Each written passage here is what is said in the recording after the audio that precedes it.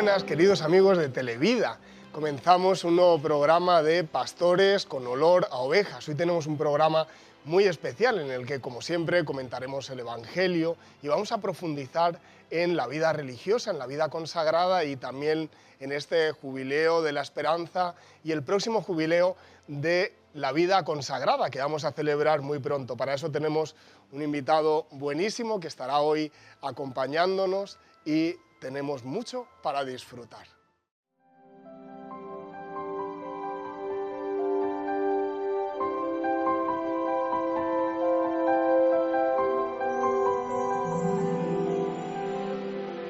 Continuamos en su programa Pastores con olor a ovejas y como siempre comenzamos comentando y escuchando el Evangelio de hoy. Hoy nos acompaña Fray Gid Manuel, franciscano y amigo, con el que vamos a compartir. Buenas. Bienvenido a su programa, padre. Muchas gracias. Qué bueno, vamos a escuchar el Evangelio y lo comentamos después. Proclamación del Santo Evangelio según San Lucas. Excelentísimo Teófilo, muchos han emprendido la tarea de componer un relato de los hechos que se han verificado entre nosotros, siguiendo las tradiciones transmitidas por los que primero fueron testigos oculares y luego predicadores de la palabra. Yo también, después de comprobarlo todo exactamente desde el principio, he resuelto escribírtelos por su orden para que conozcas la solidez de las enseñanzas que has recibido. En aquel tiempo, Jesús volvió a Galilea con la fuerza del Espíritu y su fama se extendió por toda la comarca. Enseñaba en las sinagogas y todos lo alababan. Fue a Nazaret, donde se había criado, entró en la sinagoga como era su costumbre los sábados y se puso en pie para hacer la lectura. Le entregaron el libro del profeta Isaías y desenrollándolo encontró el pasaje donde estaba escrito: El Espíritu del Señor está sobre mí, porque Él me ha ungido, me ha enviado para anunciar el Evangelio a los pobres, para anunciar a los cautivos la libertad y a los ciegos la vista, para dar libertad a los oprimidos, para anunciar el año de gracia del Señor. Y enrollando el libro, lo devolvió al que le ayudaba y se sentó. Toda la sinagoga tenía los ojos fijos en él, y él se puso a decirles: Hoy se cumple esta escritura que acaban de escuchar. Palabra del Señor. Gloria a ti, Señor Jesús. Qué belleza, ¿eh? Precioso, Poder precioso. escuchar el inicio del Evangelio de Lucas y también el inicio de la predicación de Jesús en este mismo evangelista. Qué maravilla cómo San Lucas escribe y dice: querido Teófilo, querido hijo de Dios, ¿no? Eso es lo que significa, querido hijo de Dios. Como muchos quieren conocer, pues yo te voy a dar, ¿verdad?, como el conocimiento verdadero de la vida de Jesús. Y así comienza el Evangelio de Lucas. Qué cosa tan bella, ¿no? Este inicio del tiempo ordinario está siendo un espectáculo, ¿eh? Y hermoso como Jesús recoge los sueños del pueblo con esta propuesta del jubileo, del año jubilar, que intenta restaurar el orden querido por Dios para el mundo. Como muchas veces, ¿verdad?, ese orden se desmorona, se destruye por nuestros intereses personales, las personas se endeudan, las personas son esclavizadas, algunos padecen enfermedades, situaciones negativas, y Jesús viene a restaurar ese orden querido por Dios, que todos tengan acceso a la tierra, que nadie tenga deuda, que nadie sea esclavizado y que todas nuestras capacidades se desarrollen a lo máximo. Y él se pone como el garante de esa buena noticia. Que hoy se cumple esta escritura porque ese texto del profeta Isaías dice, primero, el Espíritu del Señor está sobre mí. Todos estaban atentos. Es que claro, a mí me encanta imaginarme la escena, ¿verdad? Porque en Nazaret, en su pueblo donde él se había criado, que lo conocían desde muchacho, que iba corriendo, ¿verdad? De repente, ¿qué le ha pasado a Jesús, ¿no? Le pasó el bautismo, eso fue lo que le pasó. Pero llega, todos atentos, y dice, el Espíritu del Señor está sobre mí porque Él me ha ungido. Me ha enviado a evangelizar a los pobres, a proclamar a los cautivos la libertad, a los ciegos la vista, a poner en libertad a los oprimidos, y ahora viene el jubileo, y a proclamar el año de gracia del Señor. Y todos asombrados, dice, y hoy se cumple esto, hoy se cumple. Claro, ellos quedaron asombrados, y nosotros también, al escuchar la palabra de Dios, cómo Jesús pues viene a evangelizarnos, a los pobres, a liberarnos. ¿Qué podríamos decir de esto, ¿no? De pobres un franciscano sabe mucho. Sí, sí. ¿Cómo es esto cómo es la evangelización a los pobres? Porque claro, el Señor no ha venido solo para los pobres, ha venido para pobres, ricos y medio pensionistas, ha venido para todos. Pero cuando dice evangelizar a los pobres, se está refiriendo a una pobreza particular que tenemos todos, ¿no? ¿Cómo sería esto? Sí, yo pienso que muchas veces se ha interpretado esta pobreza solo en su sentido socioeconómico, pero aunque es una dimensión muy importante ¿verdad? Y que afecta normalmente todas las otras dimensiones, pero también tenemos que tomar en cuenta todas esas otras dimensiones de carencia, de necesidad, de falta de acceso a ciertas posibilidades, de dificultad para conseguir ciertos derechos que son legítimos. Entonces es como Jesús viene a entregarnos esa buena noticia y lo hace desde los pobres para llegar a todos. Es decir, y a cada uno desde su propia pobreza, desde su propia carencia, desde su propia necesidad. Y solo así se puede universalizar, porque si lo hace desde un grupo particular, digamos, poderosamente desde el punto de vista económico, político, fácilmente lo absorbe, pero desde esa sencillez, desde esa carencia, desde ese grupo más marginado, entonces ciertamente puede llegar a todos y sin excluir a nadie. Claro, porque el Evangelio es para todos. Para todos. Y como es para todos, para que todos podamos acceder a él, tiene que ser algo sencillo. Exacto. Porque si no, habría algunos que se quedan fuera. Claro. Sin embargo, Jesús lo que hace es igualarnos a todos, ponernos a todos iguales, pero no iguales desde el poder, sino desde la pobreza, desde el servicio, para poder abrir las manos a Dios. Y qué bonito. Y él mismo lo hace como siervo de Yahvé, claro. Es decir, como el pobre, el sufriente, el sencillo, y el que desde esa cercanía nos viene a revelar el rostro de Dios. Y en ese sentido, el año de gracia, esa presencia contundente de Dios que se compadece, que se vuelca hacia nosotros y que quiere llenarnos de todos esos dones de lo que Él posee. La libertad a los cautivos. Claro,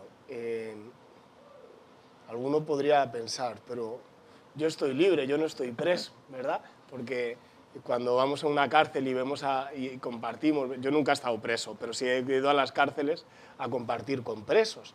Y te dicen, yo estoy cautivo y lo que quiero es mi libertad. Y a veces, yo no sé si eso se hace aquí en República Dominicana, pero en España a veces te dicen, te lo juro por mi libertad, ¿no? Porque es como algo muy valioso, wow. ¿no? Algo muy valioso para ellos. Te lo juro por mi libertad, porque la libertad es algo valioso. Claro. Pero sin embargo podemos ser presos del pecado, presos de malas inclinaciones, presos de nuestra propia dispersión a veces, ¿no? De buscar a Dios donde sabemos que no lo vamos a encontrar. Y Jesús viene a liberarnos de todo eso. Él es, diríamos, el gran libertador, pero no para convertirnos en una suerte de sindicalistas divinos, ¿no? Sino para vivir lo que dice San Pablo, la libertad gloriosa de los hijos de Dios. Sí, sí. Es interesante que esa propuesta de Jesús apela a sentimientos muy profundos del ser humano, que se reflejan con la metáfora de la libertad, de la vista, del hablar, del caminar. Y la libertad, ¿verdad? Como tú decías, tiene que ver con todos esos anhelos de poder volar, realizar nuestros sueños y realizar nuestras mayores capacidades. Entonces uno piensa, por ejemplo, en los vicios que te esclavizan, en ciertas inclinaciones que muchas veces te quitan la libertad, o en, por ejemplo, dependencias que uno puede tener, incluso el propio ego, que muchas veces nos dictamina un tipo de comportamiento, un tipo de apariencia, y son paradigmas que nos esclavizan y no nos dejan ser en esa libertad de los hijos y las hijas de Dios.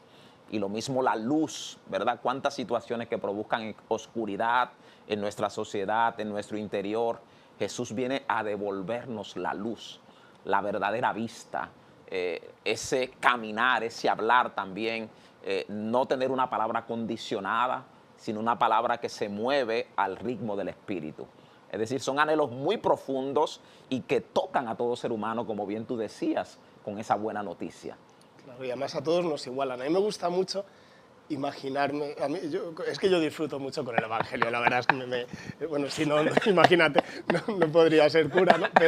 Pero es verdad que es maravilloso. A mí me gusta mucho imaginarme con los milagros de Jesús, que son tantos, ¿verdad?, lo que pasa después, ¿no? Porque, por ejemplo, y tiene mucho que ver con el Evangelio de hoy, el ciego Bartimeo. El ciego Bartimeo estaba pidiendo en la puerta de Jericó, Jesús lo cura de la ceguera, bueno, no, para hacer el cuento corto, ¿verdad?, lo cura, pero él al día siguiente sería el niño milagro. Todo el mundo le preguntaría, ay, ¿cómo fue? ¿Y qué sentiste? Pero a la semana siguiente, él no puede estar pidiendo en la puerta con su vasito de fondo diciendo, ay, dele una limosna a un ex ciego. No puede. ¿Cómo que un ex ciego? ¿Y a ti qué te pasó? No, que vino Jesús y me curó. Pues ahora tienes que aprender un oficio, ahora tienes que trabajar, tienes que pagar la renta, tienes que pagar tus impuestos. Es decir, que cuando Jesús, aunque haga un milagro extraordinario, lo que hace es igualarnos en la normalidad. Entonces, el ciego ha de ver, el sordo ha de oír, el cautivo ha de ser liberado, pero todos por el Evangelio, es decir, anunciar el Evangelio a los pobres. Para eso, pues vamos a hacerle ver al ciego, vamos a hacerle oír al sordo, caminar al cojo, pero a todos nos iguala. Ahí no hay privilegios, porque el ciego pues ve lo mismo que vemos los demás. El cojo que camina, pues camina igual, ¿no? Incluso hasta el muerto que resucita vive lo mismo y se volverá a morir, claro, porque el Señor nos iguala a todos. Y esa pobreza, esa necesidad de Dios que tenemos, me parece maravilloso. Por eso me gusta mucho cuando en este Evangelio, después de escuchar eso, y Jesús dice, hoy se cumple esta escritura. Todos están atentos, dicen, yo quiero verlo. Claro. Pero ¿cómo lo vemos? Pues van a seguir igual, normal, con una vida normal, al ritmo del Espíritu, pero en lo cotidiano de nuestra vida, en este tiempo ordinario en el que estamos. Sí. Y cómo esos milagros de Jesús abren a esas personas que lo experimentan a la capacidad de reconocerlo. O sea, el que ve, entonces puede ver a Jesús y reconocer a ese que es el enviado de Dios y que es su rostro en la tierra. El que se le permite caminar puede seguir tras los pasos de Jesús y convertirse en un pregonero de la buena nueva. En el caso del mismo Bartimeo, ya no está a la orilla del camino, claro, como ciego pidiendo, sino que se convierte en un caminante con Jesús. Es decir, capacitado para llevar la buena noticia, compartir su experiencia. Y es así como Jesús como que nos va apartando, ¿verdad?, de aquello que nos impide realizar nuestras capacidades y nos coloca a la altura de empezar un discipulado. Nos convertimos en caminantes, en peregrinos de esperanza. Como el título de este jubileo.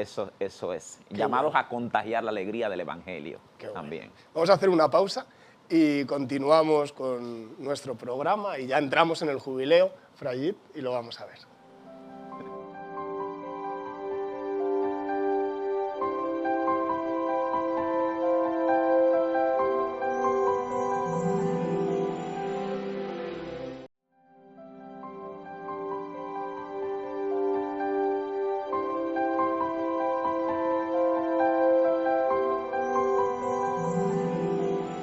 Continuamos en su programa Pastores con olor a ovejas, hoy con un invitado especialísimo, Frayit Manuel, franciscano, y además nos introducimos, ¿verdad?, en el jubileo de Peregrinos de la Esperanza, porque muchos dicen, el jubileo de la esperanza. A mí me gusta el nombre entero, porque el peregrinar, como decíamos ahorita de Bartimeo, ¿no?, ya somos, cuando nos encontramos con Jesús, somos caminantes, somos peregrinos en esperanza hacia Jesús, todos juntos.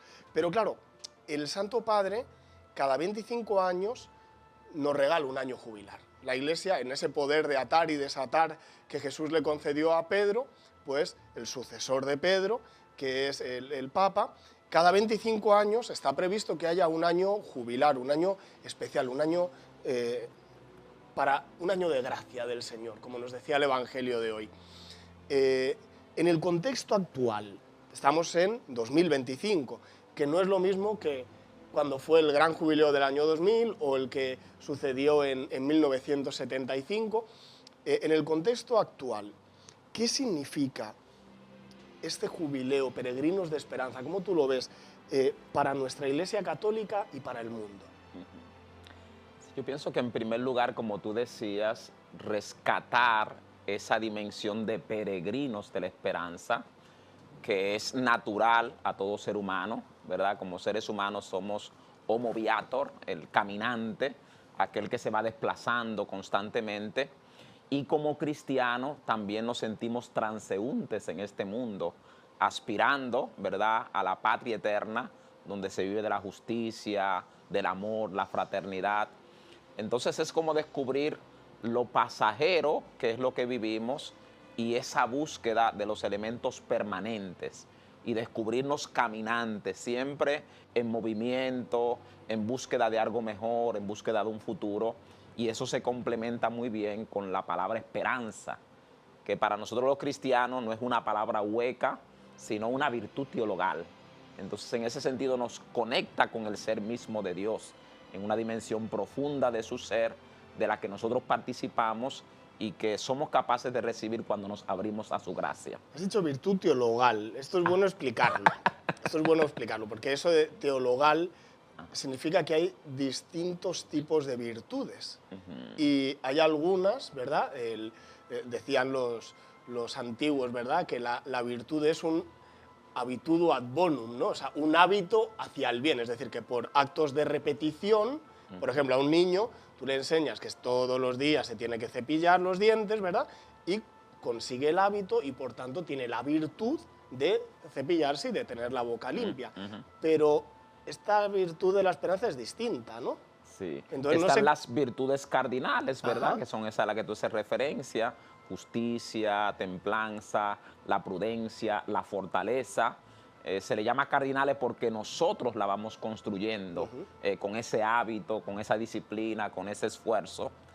En el caso de las teologales también tenemos que construirla, hacer el esfuerzo, pero sobre todo la recibimos de Dios, porque son don preclaro de su ser a nuestras vidas, y nosotros, una vez que la recibimos, hemos de cultivarla y mantener en esa conexión con Dios para que se mantengan, crezcan, se profundicen, se hagan más trascendentales. Entonces, la esperanza cristiana es una virtud teologal, es un don de Dios que se nos da en la persona de Jesús, que se nos da en el Espíritu, y que nos anima a ver el futuro en su novedad, en su apertura, y un futuro que es tan maravilloso que no se agote en este mundo.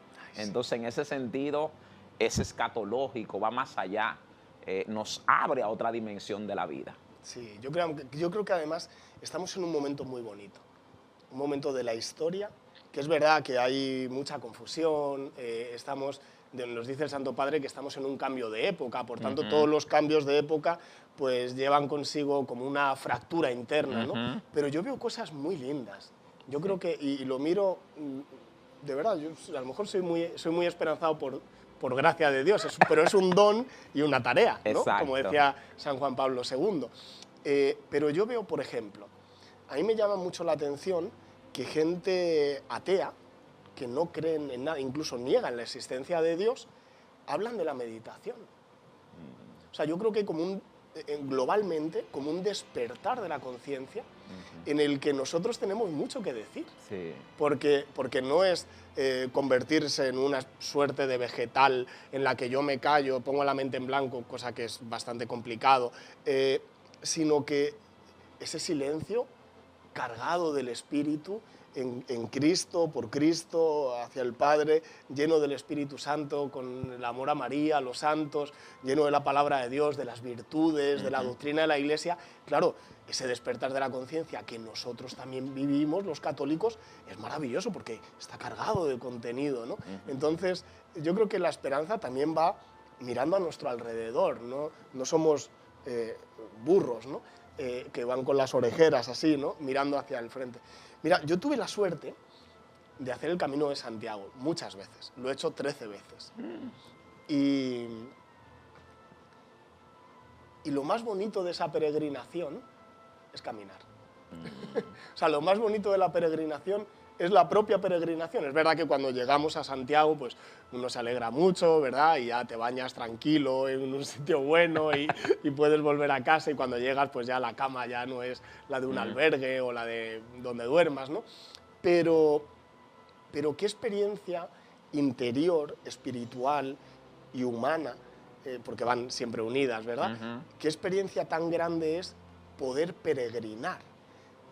Y peregrinar con esperanza, porque si yo peregrinara sin la esperanza de llegar a Santiago, pues yo no hago el camino, ¿no? Claro. Me hundo el primer día, ¿no? Pero el poder peregrinar, el camino, eso que decía el poeta, ¿no? Antonio Machado, se hace el camino al andar, ¿no? Y al volver la vista atrás se ve la senda que nunca más se ha de volver a pisar, ¿no? Ese poder peregrinar, yo creo que tiene mucho sentido. Claro. El Papa tuvo una intuición de Dios, ¿verdad? Claro. Muy linda al convocarnos, a este Y es jubileo. clave este sentido de la peregrinación como camino de conversión también. Que mientras uno camina, va rumiando la vida, va pensando tu propia historia, el paso de Dios por ella, cómo tú has correspondido a ese paso. Entonces el caminar, en ese sentido de peregrinar, nos da la posibilidad de entrar en nosotros mismos. Yo suelo decir que hay dos caminos, ¿verdad?, en esta peregrinación: el que se hace hacia afuera, con nuestros pasos físicos, pero también el que se hace hacia adentro, el que tú vas entrando en ti mismo y reconociendo el paso de Dios por tu vida. Entonces es un momento privilegiado, y verlo en esta perspectiva de esperanza, con todas esas dimensiones, es maravilloso. Por ejemplo, se nos ha invitado el Papa Francisco a ver los signos de esperanza, incluso donde hay situaciones de muerte que contradicen la esperanza. Por ejemplo, en medio de la guerra, ese anhelo de paz, en medio de una sociedad que muchas veces reniega de transmitir la vida, de cuidar la vida, nosotros convertirnos en artesanos de la vida, en artesanos del cuidado.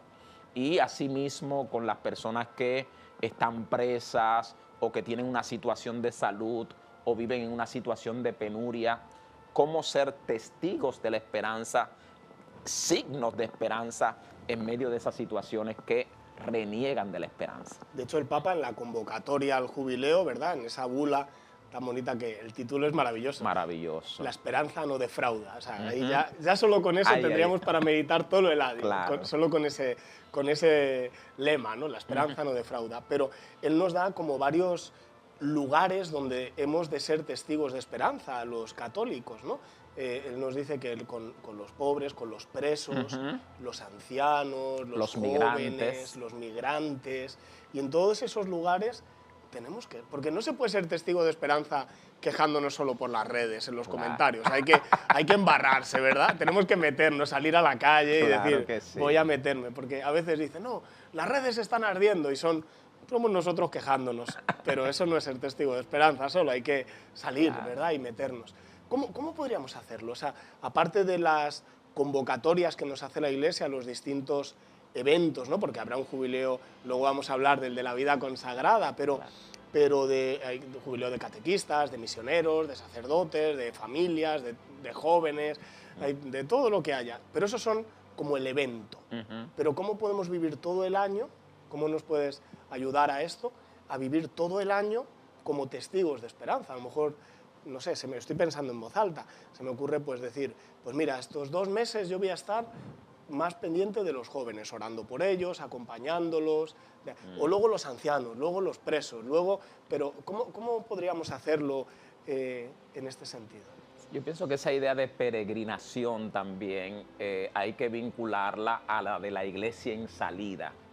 Entonces, cómo abrirnos y salir al encuentro del otro, y del otro que muchas veces está tan próximo de nosotros como que es nuestro vecino, como que es el compañero de trabajo, que muchas veces, porque estamos muy ensimismados, no somos capaces de verlo en su propia situación y en su propia necesidad. Entonces, como cristianos, ¿cómo podemos entonces ser signo de esperanza saliendo de nosotros mismos y yendo al encuentro del necesitado en esa gama amplia de la que hablábamos al comentar el Evangelio? Y como tú decías, se puede hacer un itinerario precioso, precioso, de ser signo de la esperanza, de ser presencia esperanzadora en esos contextos, en esas situaciones, con esas personas que parecería que no tienen nada que esperar de la vida. Entonces, contagiar eso que a nosotros gratuitamente se nos ha regalado en el encuentro con Jesús es una nota característica de nuestro ser y que además puede contagiar a las personas para ellas mismas hacer su propia experiencia de Jesús y convertirse también en testigos peregrinos de la esperanza. Hay un autor espiritual al que yo tengo mucho cariño, es un sacerdote jesuita que ya falleció hace muy poquito, hace unos pocos años. Se llama Franz Jalix, no sé si lo conoces, ¿verdad? Sí. Que él es un experto en oración, en contemplación, y él dice una cosa y lo repite muchas veces en sus textos, no tiene muchos, pero lo repite mucho, y creo que viene bien para esto, que es como un termómetro para ver cómo está nuestra vida espiritual, que él dice, de la manera en que tratamos a los demás es como tratamos a Dios. Y además es equilibrado, y es cierto, porque a veces decimos, no, yo rezo mucho, soy muy piadoso, yo hago muchos rosarios, qué bueno, pero si no estoy tratando bien al hermano, a Dios tampoco. O sea, mi oración no está siendo como yo me imagino que es, sino que diríamos que la pureza o la profundidad de la oración va unida a la pureza y la profundidad del trato con los demás, ¿no? Y en este sentido, el ser testigos de esperanza, pues ya digo, con todo ese catálogo que nos da el Papa, que a todos nuestros televidentes les recomendamos que lean esa bula, porque además se lee bien, es facilita de leer, con los migrantes, enfermos, con todo. Se dice, no, yo me acuerdo que me encontré a alguien que le digo, bueno, y me decía, una vecina mía está enferma en el hospital interna. Digo, ¿y has ido a verla? Y dice, ay, no, padre, es que a mí los hospitales no me gustan. Ah, no, y tu vecina está de vacaciones. Pues te aguantas y vas, ¿no? O sea, no es a lo que me gusta, sino a cómo puedo responder a la necesidad del otro, ¿no? Y ahí es donde descubrimos la esperanza. Vamos a hacer una pausa, ¿verdad? Y, ¿te parece bien? Y continuamos nuestro programa Pastores con olor a ovejas.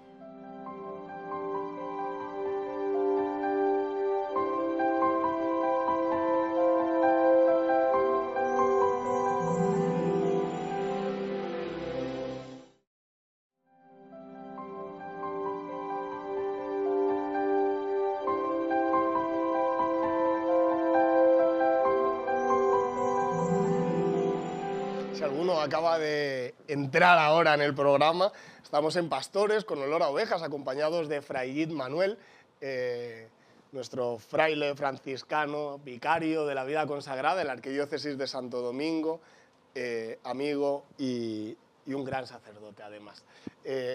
Estamos hablando del jubileo y vamos a tener próximamente el jubileo de la vida consagrada. Y esto de la vida consagrada, yo creo que, Gid, es bueno que sepamos qué es la vida consagrada, quiénes forman parte de lo que entendemos como vida consagrada y qué características peculiares tiene y, sobre todo, qué aporta la Iglesia y qué aporta la sociedad a la vida consagrada. Te he tirado un gran paquete de cosas. Nada. Bien, la vida consagrada es una forma de vida, una vocación particular y específica en la Iglesia, que tiene un espacio, digamos, muy bien delimitado. Se trata de una radicalización del bautismo, es decir, una persona que ha decidido tomar su bautismo en serio y llevarlo hasta las últimas consecuencias.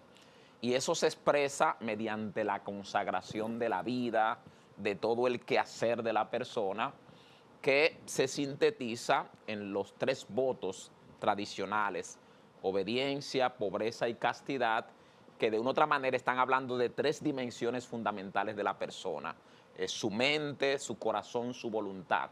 Es decir, todo el ser dedicado a Dios y a las cosas de Dios. Y eso se desarrolla en diferentes formas de vida.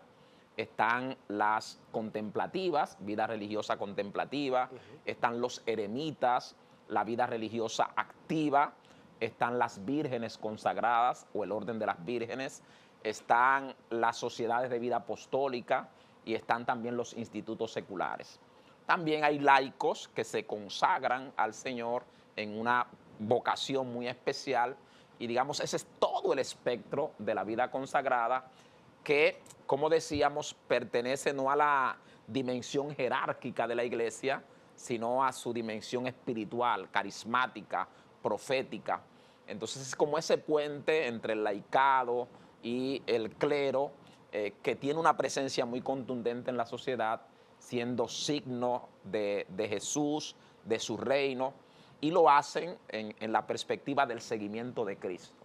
La secuela Christi, el seguimiento de Jesús, es una característica muy particular y un sello de esta opción de vida.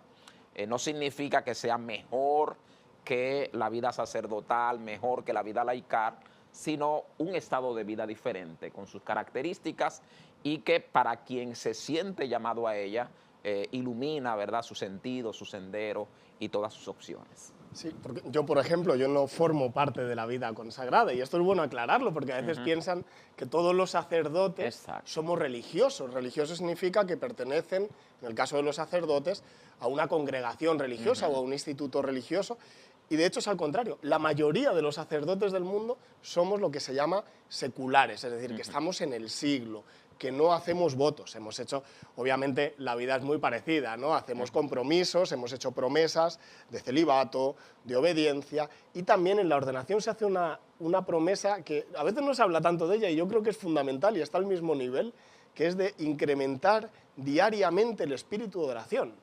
Esto en la ordenación lo prometimos delante del obispo, ¿no? Y respeto y obediencia, por supuesto, al obispo. Nosotros, yo no formo parte de la vida religiosa, pero tú sabes bien que yo le tengo mucho cariño a la vida religiosa. Y a mí me enseñaron, y así me gusta vivirlo, ver a la vida religiosa como una profecía de la vida futura, ¿verdad? Como una profecía del cielo, ¿verdad? Cuando yo veo, sobre todo las comunidades monásticas, tanto de varones como de mujeres, o los que se retiran, ¿no? Los eremitas, es una profecía del cielo, ¿no?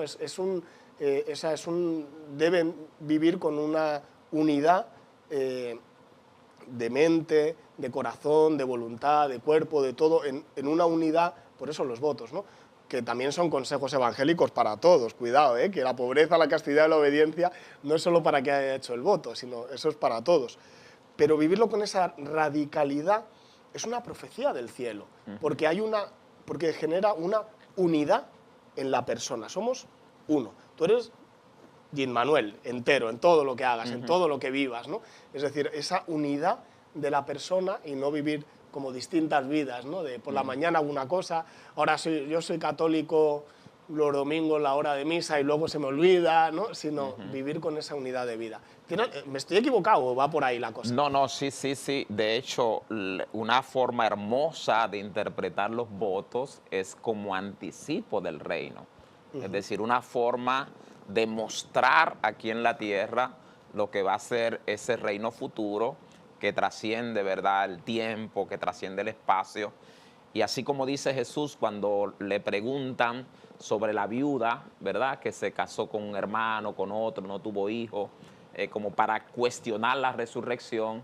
Y Jesús le dice, es que estás haciendo como un paralelismo, como si allí será más de lo mismo. Y es totalmente diferente. Allá no habrá unión entre hombre y mujer porque serán como ángeles. Entonces eso es lo que uno intenta vivir, claro, sin perder de perspectiva nuestra condición humana, nuestra dimensión corporal, psíquica, emocional, pero intentando encaminar todo eso en función del reino, del proyecto de Jesús y de la persona de Jesús. Y entonces en ese sentido es hacer presente los valores del reino, intentar amar con una generosidad que no es egoísmo, que no es pasión, que no es sentimentalismo, intentar darte con todo lo que eres, con todo lo que tienes y hacerlo desinteresadamente, estar disponible para donde Dios te mande, para donde más se te necesite. Son valores exactamente del reino y que nos están dando a gustar lo que será esa total disponibilidad de todos nosotros en el cara a cara con Dios. Y en el contexto del jubileo, claro, vamos a tener distintos jubileos. Ahora, pronto, vamos a tener el jubileo de la vida consagrada. ¿Qué supone para ustedes, como consagrados, como religiosos, el vivir este jubileo y en qué, a los que no lo somos, aunque ya digo, estamos muy cerca, parece que estamos poniendo un muro, pero no lo hay, al contrario, no, al contrario. es complementario. Pero ¿qué supone para todos los demás que se pueda celebrar el jubileo de la vida consagrada y en qué consiste y cómo lo han preparado, qué van a hacer? Ya, algo muy significativo y que es una gran luz que el Espíritu Santo ha regalado al Papa Francisco es que este jubileo de la vida consagrada no es una actividad, sino un proceso. Ah, qué lindo. Un proceso que empezó en el año 2024, antes de febrero, preparando en cada conferencia episcopal del mundo cuáles son los gritos, cuáles son las esperanzas, cuáles son los dolores y anhelos de ese contexto particular y dónde se puede ver el paso de Dios.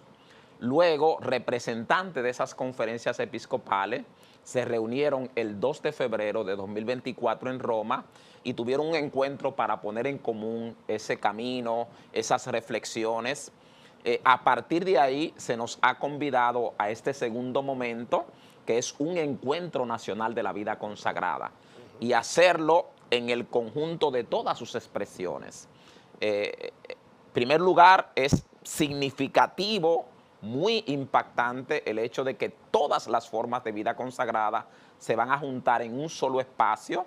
En este caso, nos vamos a juntar el 2 de febrero en el Santuario del Santo Cristo de los Milagros y allí vamos a tener una jornada de reflexión en torno a las 3 virtudes teologales: la fe, la esperanza y la caridad, y pasándola por el crisol de nuestra experiencia, compartiendo dónde estamos viendo crecer la esperanza, dónde estamos viendo la fuerza que nos da el caminar en la fe, dónde estamos viendo que el amor, la caridad se hace presente.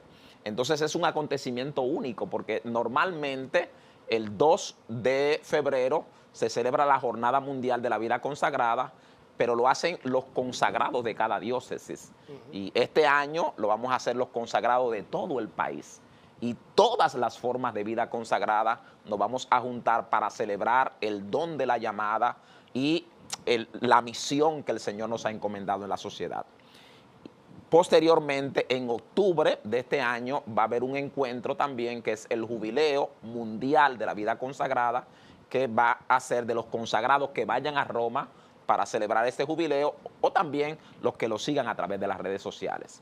Pero para nosotros es muy significativo que este 2 de febrero, desde las 8:30 de la mañana, nos vamos a juntar en el Polideportivo Isaac Ogando, gente venida de la región sur, la región norte, la región este, del Distrito Nacional, consagrados, las personas que están vinculadas a los consagrados en la misión, en el carisma, en la espiritualidad, y vamos a teñir de alegría las calles de Vallaguana, mostrando, ¿verdad?, la alegría del don que es esa vocación particular que el Señor nos ha regalado. O sea, que también están invitados todo lo que tradicionalmente se ha llamado la Orden Tercera, ¿no? Claro, claro, claro. Y es bonito porque nos reciben los obispos de cada una de las diócesis junto con sus vicarios de vida consagrada. Entonces, se ha dado un movimiento muy bello de preparación de este encuentro, que va a ser celebrativo, que va a ser testimonial, que va a ser de escucha, de participación, así como con todas las características de ese espíritu sinodal que nos está inyectando el Papa Francisco. Vamos a vivir esa unidad en la diversidad. En la diversidad, sí, en la diversidad. Sí. Qué maravilla, Qué cosa tan buena. ¿Y cómo podemos participar todos los demás de este jubileo que es un jubileo especial? O sea, todos lo son, los de cada área, pero es cierto que con este proceso que se ha llevado de reflexión, de todo, ¿cómo podemos nosotros, además de orando, cómo podemos estar de corazón presentes en ese jubileo, o si se puede ir. Claro, ¿cómo claro, es? claro. En principio, digamos, invitamos los consagrados, pero está abierto para toda la iglesia, como todo lo que es de la iglesia católica. Entonces nos dará mucho gusto ver a los feligreses, ver a los sacerdotes seculares, ver a tantas personas que de una u otra manera se identifican con la vida religiosa, reconocen su papel en la iglesia y en la sociedad, y obviamente todos los consagrados.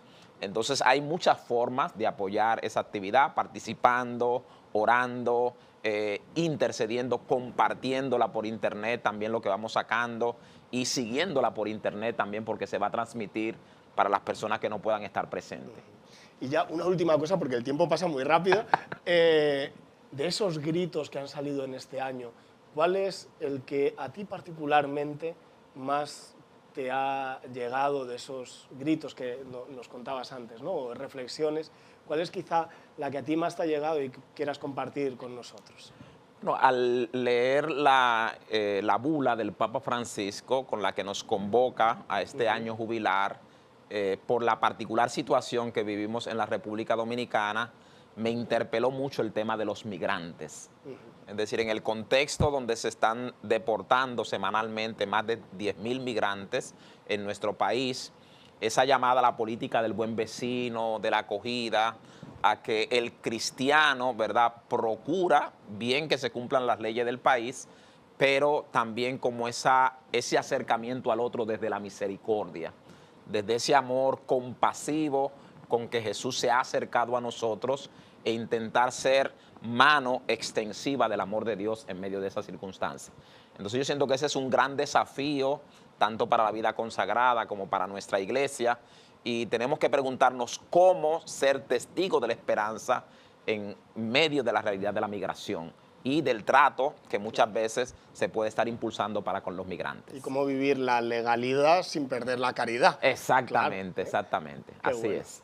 Muy bien, pues hacemos una pausa y continuamos con nuestro programa ya al final, ya casi al final.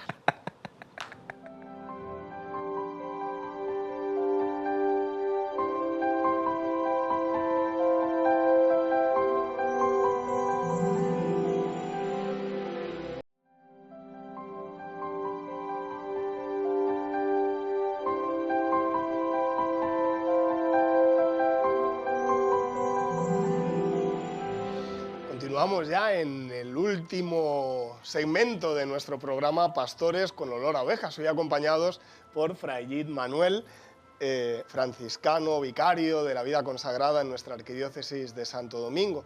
Después de haber compartido sobre el jubileo y el jubileo de la vida consagrada, vamos a ver las actividades que hemos realizado. Y tenemos una lista amplia, ¿verdad, Fray? Sí, sí. El día 17 de enero fue la puesta en circulación del libro La que eligió a su pueblo, sobre la Virgen de la Altagracia. La Comisión Nacional Unidos por la Altagracia presentó esa compilación de momentos significativos del centenario, que fue una belleza, el centenario de la coronación canónica de la imagen de la Virgen de la Altagracia, y estuvo también Monseñor Grullón, estuvo toda la comisión, fue una cosa estupenda. La diócesis de San Pedro de Macorís, el día 20 de enero, y en Atomayor del Rey, celebraron la inauguración del templo a María de la Altagracia en Olloncito, en Atomayor. Ese templo dedicado a la Virgen de la Altagracia, la protectora del pueblo dominicano, es un símbolo de fe y de devoción mariana. Esa Eucaristía la presidió nuestro arzobispo, Monseñor Francisco Soria, junto con Monseñor Santiago, que estaba allá, bueno, es el obispo de San Pedro, obviamente. También fue Monseñor Grullón, encabezando esa Comisión Nacional de Unidos por la Altagracia. ¿Qué más tenemos? ¿Qué más?